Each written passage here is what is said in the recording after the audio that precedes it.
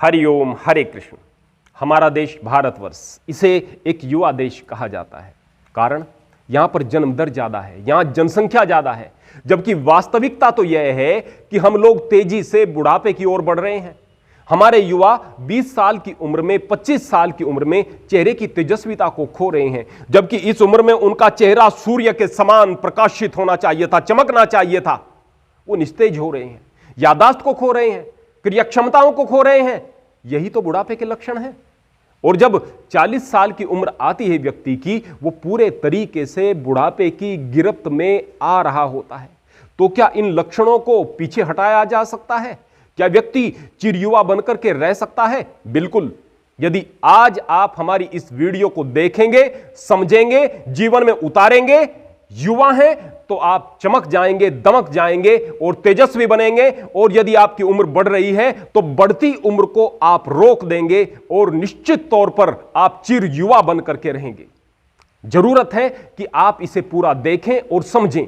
हमने पहले ही बहुत जरूरी चीजों को छोड़कर इसे संक्षेप में बनाने का प्रयास किया है, लेकिन यदि आप इसको भी बेहतर तरीके से नहीं समझ पाए तो फिर कोई लाभ नहीं होगा। यहां पर हम आपको कुछ दवाई बताएंगे, यहां पर हम आपको कुछ फैक्ट बताएंगे, यहां वो जानकारी देंगे जो कि आपको चिरयुवा बना करके रखेगी।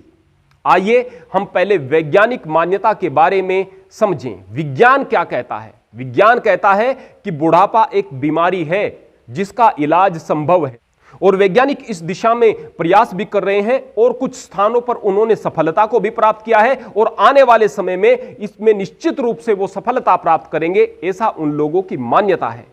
धर्मशास्त्र क्या कहते हैं? हमारी संस्कृति कहती है कि यदि एक व्यक्ति नियम और संयम का पालन करता है, जीवन को समझता है, आयुर्वेद को समझता है, तो वो व्यक्ति अपनी उम्र को 100 वर्ष से 500 वर्ष तक भी बढ़ाकर ले जा सकता है। तो चिर युवा बने रहने के लिए आपको जो चीजें करनी पड़ेंगी, उसके लिए मैं सबसे पहले एक दवाई के विषय में बता रहा हूं। यह एक होम्योपैथिक दवाई है, नाम है जिंको बिलोबा।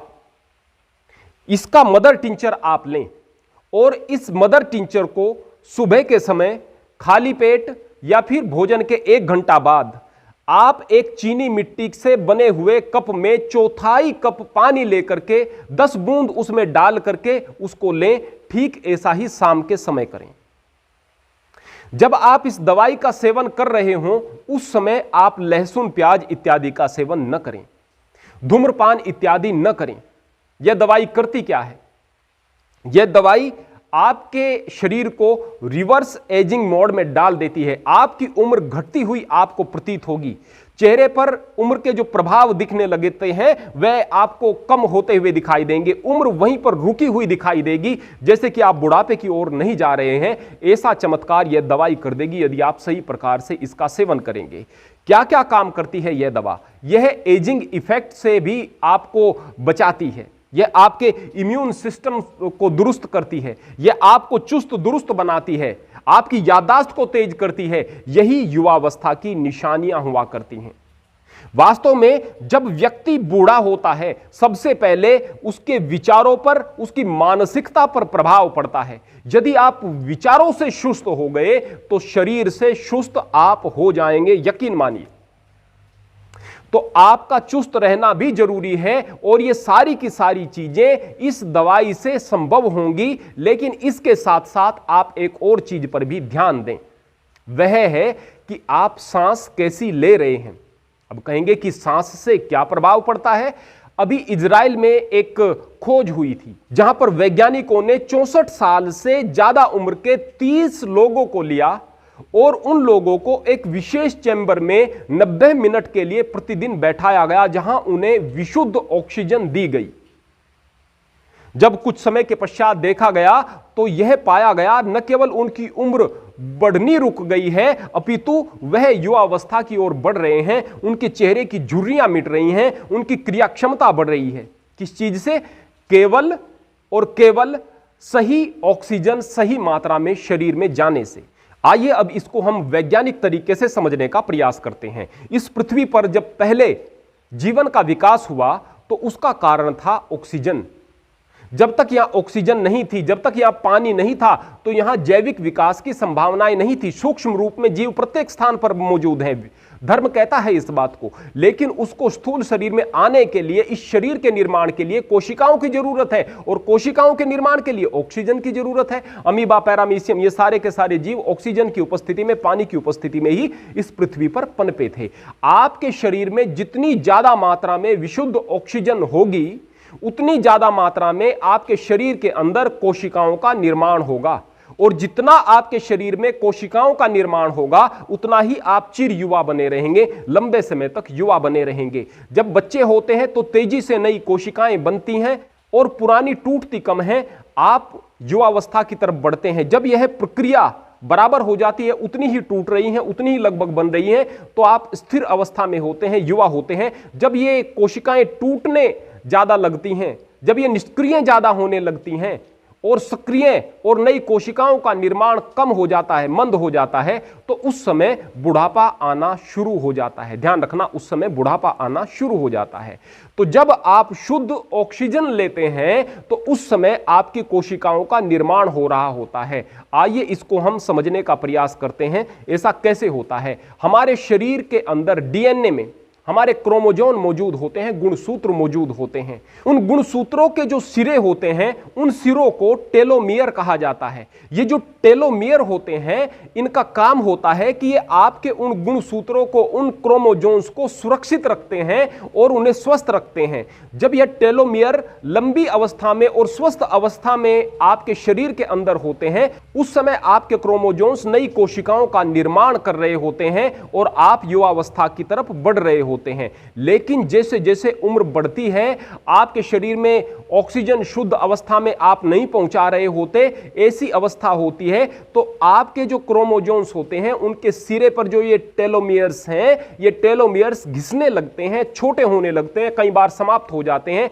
ऐसे में आपके क्रोमोजोम्स क्षतिग्रस्त होने लगते हैं, क्योंकि ये टेलोमियर उन्हें क्षतिग्रस्त होने से भी बचाते हैं। साथ में ये जो टेलोमियर हैं, यह निष्क्रिय हो जाते हैं, आपकी नई कोशिकाएं बनना बंद हो जाती हैं, कम हो जाती हैं, आप बुढ़ापे की गिरफ्त में आ जाते हैं। लेकिन जैसे ही आप गहरी सांसें लेते हो, उपयुक्त वातावरण में रहते हो, प्रसन्न रहते हो, तो ये जो आपके क्रोमोजोम्स हैं, ये स्वस्थ होने लगते हैं और आपकी नई कोशिकाओं का निर्माण होने लगता है और आप युवावस्था की तरफ आगे बढ़ने लगते हो। तो यदि आपको युवा रहना है, तो आप यदि प्राणायाम को सीखना भी नहीं चाहते या सीख नहीं सकते, या फिर सीधा सीधा ही आप कुछ करना चाहते हैं, तो सुबह के समय जल्दी उठ करके गहरे सांस लें, लंबे गहरे सांस लें, ज्यादा से ज्यादा ऑक्सीजन अपने फेफड़ों में पहुंचाएं, पूरे फेफड़ों को खोलें, यानी पूरी सांस को बाहर फेंक दें, पूरी सांस को अंदर लें। वो जो ऑक्सीजन है वह आपके खून में मिलकर आपके अंग प्रत्यंग तक पहुंचेगी और आपको चिर युवा बनाएगी। ये आश्चर्यजनक प्रभाव होंगे। आइए अब हम समझते हैं कि ये बुढ़ापे के कारण क्या होते हैं और इनसे किस प्रकार से बचा जा सकता है। पहले स्थान पर हम भारतीय लोग एलोपैथिक दवाइयों का सेवन करते हैं, और वो भी बगैर डॉक्टर की सलाह के। हम कहीं भी मेडिकल स्टोर से जाकर के पेन किलर्स ले लेंगे, एंटीबायोटिक्स ले लेंगे और उनका सेवन करना शुरू कर देंगे। कई बार तो डॉक्टर के द्वारा लिखा गया एक नुस्खा एक व्यक्ति दूसरे व्यक्ति को दे देता है, इस बीमारी में मैंने ये दवाई खाई थी, आप भी इस दवाई को खा लो। डॉक्टर को पता था इस व्यक्ति को इसकी उम्र के हिसाब से, इसके वजन के हिसाब से और दूसरी चीजों को देख करके कौन सी दवाई देनी है, लेकिन उस पर्चे पर दवाई ली और उन दवाइयों को खा लिया। यहां पर लोगों को इस बात का नहीं पता कि ये एलोपैथी कितनी ज्यादा नुकसानदायक है। प्राण भी बचाती है, लेकिन नुकसानदायक भी बहुत ज्यादा है। आप एंटीबायोटिक्स का सेवन करते हो तो आपके शरीर में जो बैक्टीरिया घुस जाते हैं उनको मारती है, विजातीय तत्वों को ये दवाइयां मारती है, लेकिन आपके शरीर के अंदर कुछ ऐसे जीवाणु भी तो मौजूद हैं जो आपके शरीर के लिए बेहतर हैं। अब उनकी पहचान यह इतनी ज्यादा नहीं कर पाएंगी दवाइयां, और आपके मित्र जीवाणु भी मरेंगे, आपका शरीर खराब होने लगेगा, आपका इम्यून सिस्टम टूटने लगेगा। यदि आप थोड़ा सा दर्द आपको होता है और आप पेन किलर्स का सेवन करते हो, बहुत ज्यादा पेन किलर्स का सेवन करते हो, यह भी आपके लिए खतरनाक है, आपके गुर्दों के लिए, आपके इम्यून सिस्टम के लिए खतरनाक है और आपको तेजी से बुढ़ापे की ओर लेकर के जाता है। दूसरे स्थान पर हमारे यहां खान पान में मिलावट बहुत ज्यादा है, मिलावटी खान पान है। हम तेल किस प्रकार का यूज कर रहे हैं, जो कढ़ाई में एक बार पक चुका तेल, उसमें बार बार आप पकवान पका रहे हैं, आपके लिए जहर बन जाता है। लेकिन बाजार में तो आप इसी प्रकार के पकवान खा रहे हैं, फास्ट फूड खा रहे हैं। और फिर उस तेल के बारे में भी बात करें तो उसमें पाम ऑयल मिला हुआ है। प्रत्येक स्थान पर आपको मिलावट मिलेगी, खाने में, पीने में, हर प्रकार की चीजों में मिलावट आपको मिलेगी। यहां तक कि खेतों में जाकर यदि आप किसान से चीजों को खरीदना चाहोगे तो वहां पर तो कई बार किसान सब्जियों के अंदर भी इंजेक्शन लगा रहे हैं, बहुत सारी पेस्टिसाइड्स का छिड़काव हो रहा है, जो जहर आप लोगों के अंदर जा रहा है। तो हमारा खान पान इसी प्रकार का विकृत हो चुका है। ऑर्गेनिक खान पान आप कहां से लेकर आए, किस प्रकार ढूंढें, यह आपकी समस्या है। आप मुझसे पूछेंगे मैं क्या जवाब दे सकता हूं। हम तो जिस वातावरण में जहां पर रहते हैं, किसान है, खुद पैदा करते हैं, खाते हैं, तो ठीक है। लेकिन हर व्यक्ति के पास ऐसी चीजें संभव नहीं। हमारा परिवेश बदलना चाहिए और आप लोग यथासंभव चीजों से बचने का प्रयास करें तो आप लोगों के लिए बेहतर होगा। तीसरे स्थान पर है कि आप लोग मोबाइल का जो प्रयोग कर रहे हो, लैपटॉप का प्रयोग कर रहे हो, इससे आप एकाकी होते जा रहे हो। दोस्तों से मिलना, हेलो हाय होना, वो सोशल मीडिया पर आप लोग अक्सर कर लेते हो, जिससे आपके जीवन में प्रसन्नता और वो उत्साह नहीं बन पाता जिसकी मौजूदगी में आप आंतरिक रूप से अपने उन हार्मोन्स के सहारे अपने अंदर उस वास्तविक खुशी को पैदा कर सकते हो जो आपके शरीर के लिए बेहतर है। उससे आप वंचित रह जाते हो। तो जाहिर सी बात है यह आपके लिए नुकसानदायक है। आप एक स्थान पर बैठे रहते हो, समय बहुत सारा बर्बाद कर देते हो, क्रियाशीलता कम होती है और हमारी मांसपेशियों का नियम है कि या तो प्रयोग करो या फिर खो दीजिएगा। यदि आप मांसपेशियों का प्रयोग कर रहे हैं तो सुरक्षित रहेंगी, बनी रहेंगी। यदि आप प्रयोग छोड़ देंगे तो वो खो जाएंगी। आप युवा थे, प्रयोग कर रहे थे, चल फिर रहे थे, जोश था, उत्साह था, तो मांसपेशियां सशक्त थी। जैसे जैसे बूढ़े हुए, बुढ़ापा आपके दिमाग पर छाने लगा। बड़े बूढ़े आपको कहते आए थे, बताते आए थे, भाई बूढ़ा आदमी होता है, उम्र बढ़ती है, शांत रहना चाहिए, इन चीजों में नहीं पड़ना चाहिए। उत्साह आपका खत्म हो गया, आप निष्क्रिय से हो गए, मांसपेशियां आपकी कमजोर होना शुरू हो गई। यही चीजें मोबाइल और लैपटॉप आपकी जिंदगी में लेकर आ रहा है। जो उम्र बढ़ने के साथ में निष्क्रियता आप में आ रही थी, जबकि नहीं आनी चाहिए बढ़ती उम्र में भी, वह बच्चों में आ रही है, आपके लिए नुकसानदायक है। अगर हम इसके बाद बात करते हैं चौथे नंबर पर, जीवन में यदि व्यायाम की कमी होगी, आपके जीवन में व्यायाम की कमी होगी, तो यकीन मानिए आप बुढ़ापे की तरफ बढ़ रहे होंगे। आपके शरीर के अंदर टेस्टोस्टेरोन अगर बढ़ेगा, व्यायाम की वजह से बढ़ेगा। आपके शरीर के अंदर बहुत सारे हार्मोन्स जो होंगे रिलीज होंगे, व्यायाम की वजह से होंगे। ऑक्सीजन भरपूर मात्रा में शरीर में जाएगी। व्यायाम निश्चित रूप से प्रत्येक व्यक्ति को करना चाहिए। 1 घंटा व्यायाम तो प्रत्येक व्यक्ति को करना चाहिए प्रतिदिन। भाई, आप अपने शरीर की स्थिति के अनुसार चुनाव कर सकते हैं, लेकिन जितना आप भारी व्यायाम करेंगे, यदि आप युवा हैं, उतना आपके लिए बेहतर होगा। दंड बैठक और प्राणायाम तो कम से कम आप लोग कर ही लें। योगासन की तरफ भी यदि नहीं जा पा रहे हैं तो और चले जाएं तो अच्छी बात। तो व्यायाम को अपनी जिंदगी का हिस्सा आप बनाएं। 5वें नंबर पर, हमारे देश के अंदर प्रदूषण इतना ज्यादा है कि हम भारतीयों के जैसे खून में है कि हम लोग परवाह ही नहीं करते कि हम लोग कर क्या रहे हैं, ये देश दुनिया के लिए कैसा है। मैं आसपास अपने समाज में बहुत लोगों को देखता हूं, बहुत सारे सबमर्सिबल्स लगे हुए हैं, उनको चला रहे हैं, इसी तरह से पानी चल रहा है, गांव देहात में चल रहा है। कितना सारा पीने योग्य, बिल्कुल डिस्टिल वाटर जैसा अगर आप बात करेंगे पानी, वो बर्बाद हो रहा है, बिल्कुल बर्बाद हो रहा है। और वो जगह जगह पर इकट्ठा हो रहा है, जिससे मच्छर इत्यादि पनप रहे हैं, गंदगी पनप रही है। बहुत सारे वाहन, बहुत सारी ऐसी चीज़ों का हम बगैर मानकों के प्रयोग कर रहे हैं, बहुत सारी फैक्ट्रीज की वजह से, और बहुत सारे आदमी के ऐसे कार्य हैं जिनकी वजह से प्रदूषण फैल रहा है। उस प्रदूषण ने भी हमारे स्वास्थ्य को बहुत ज़्यादा खराब किया है। जनसंख्या ज़्यादा है तो प्रदूषण ज़्यादा होगा, इस बात में शक नहीं। तो हमें इस चीज़ का ख्याल रखना है, जितना भी कम हो सके हम प्रदूषण कम से कम करें। और यदि आप नहीं कर पा रहे हैं भाई, तो सुबह ब्रह्म मुहूर्त में उठ करके कम से कम पूरे दिन का कोटा अपना पूरा करें। सांस को, गहरी सांस को लें, उस समय वातावरण काफी हद तक शुद्ध होता है। 6ठे नंबर पर, खान पान। इन चीजों ने बहुत ज्यादा चीजों को बिगाड़ दिया है। मिलावटी सामान, जैसा हमने बताया, बहुत ज्यादा मिल रहा है खाने पीने में। और फिर खान पान के हमारे तरीके भी ऐसे हैं, हम तला भुना इत्यादि खा रहे हैं, बहुत ज्यादा फास्ट फूड खा रहे हैं। इन चीजों से बचना है। और खान पान पर हमारी 2 वीडियो हैं, ब्रह्मचारी का भोजन और भोजन के 10 नियम। इन वीडियो को जरूर देखें भाई, डिस्क्रिप्शन में हम लिंक दे देंगे आप। 7वें नंबर पर जो बहुत बड़ा कारण है वह है घर की लड़ाई, घर की कलह। आप आपस में लड़ रहे हैं तो घर का माहौल खराब हो रहा है। आपके अंदर जो भावनाएं हैं वो अच्छी नहीं हो रही, आप उतना प्रसन्न नहीं रह पा रहे, आप अंदर से चिड़चिड़े हो रहे हैं, नकारात्मकता प्रवेश कर रही है। इससे बुढ़ापा बहुत ज्यादा तेजी से आपके घर में आता है, आपके जीवन में आता है। ध्यान रखना। तो घर की लड़ाई को आप खत्म करें भाई, खत्म करें।